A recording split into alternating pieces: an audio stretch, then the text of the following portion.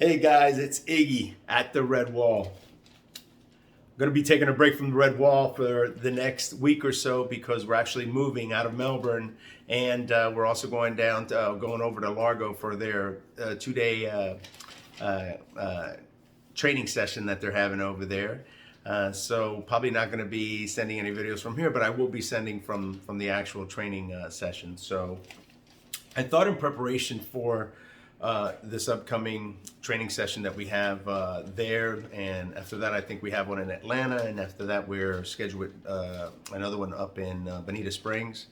So I think in preparation for that, if we can put in perspective what our organization and others like us, organizations like NAVRA, North American Vehicle Rescue Association, Stefan Martel, thank you very much for asking me to be your operations director, and thank you for letting me reach everybody by giving them my perspective of 31 years doing these types of challenges.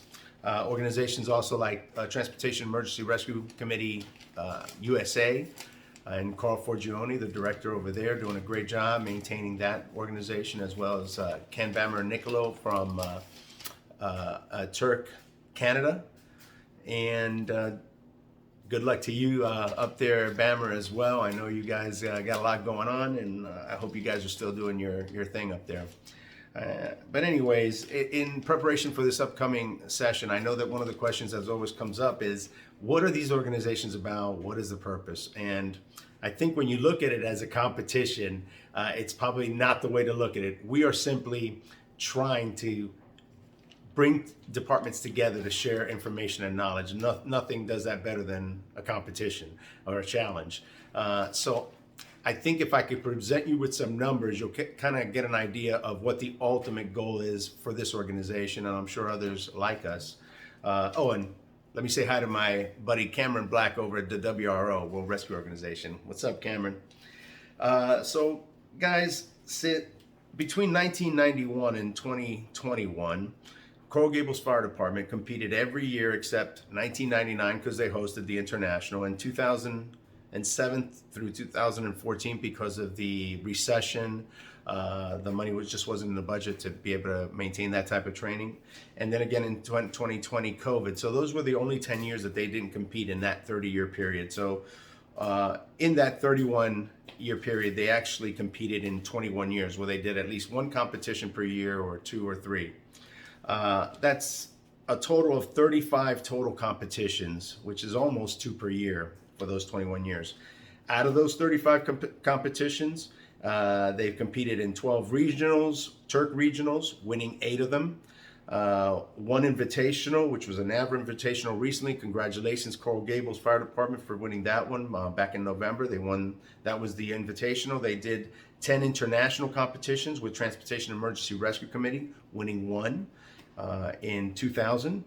And 6 national competitions, both Turk and NAVRA nationals, and they've placed in the top 3 a couple times in those competitions. And they've also competed in 5 world challenges through Turk and NAVRA, and winning 1 and placing in the top 3 and top 2 yet another time. So all told, they've placed overall 10 times out of these 35 competitions, which is basically 29%. A third of the time they do well at this competition, winning it. They've placed top 3 overall in 20 times out of the 35 competitions, which is an average of 57 times that they're in the top 3.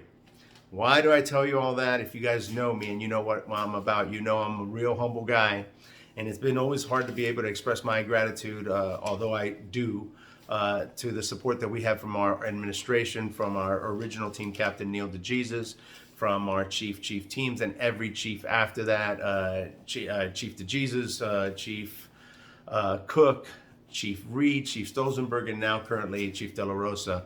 Great support is going to show you what I'm going to go over now, which those numbers are great. That you can win a third of the competitions that your team goes into, or that you place in 57% of them, you place in the top 3. That's all great. But this is what really makes those numbers, this is what those numbers really make this the important part here. So in those, since 1991, the inception of its special response team, 48 Coral Gables Fire Department members have served time on that team. Since 1993, their staffing has been 138 for battalion personnel, which means 34% of the department has spent time on that team. A third, roughly a little bit over a third, of the 48 team members, 10 have retired, 25 total have been promoted to the rank of lieutenant or higher after serving on the team.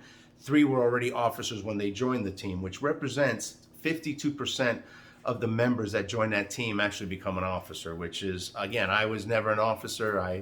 I found my niche in the extrication as a coordinator and as an assessor of this stuff, and of course, as I love my job as a driver, but the importance of having good officers, and I think you guys see where I'm going with this.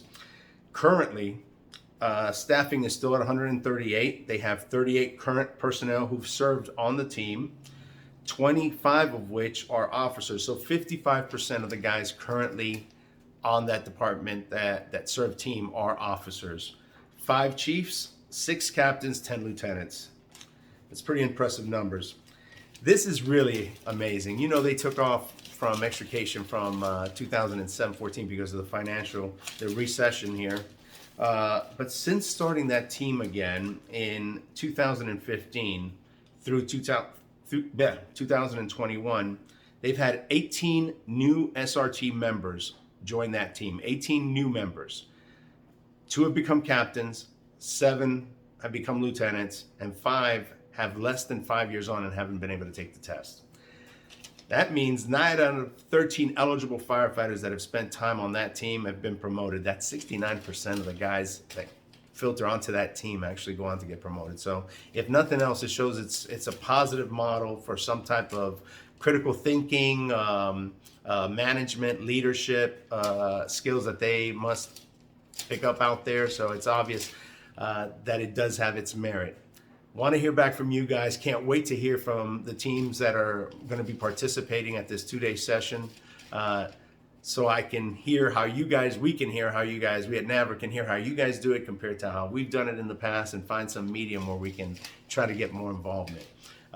Anyways, I appreciate you guys sticking around for all those numbers. I know it's a lot of math, but it just shows that the model works. And the model that Coral Gables has always had is compete, exchange team members within the team, and from outside back into the team every couple years, rotate team members.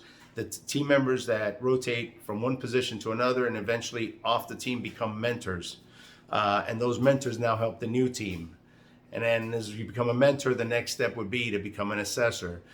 We currently have, I think, 4 of our senior assessors are from Coral Gables Fire Department, and about another 3 or 4 are shadow assessors. So that seems to be a pattern that seems to be providing some success. So thought I'd share that with you guys. Again, I'm trying to stay neutral on this, but this is the only data that I actually know is backed and actually true. So thought I'd share it with you. Would love to hear your comments. Take care, guys.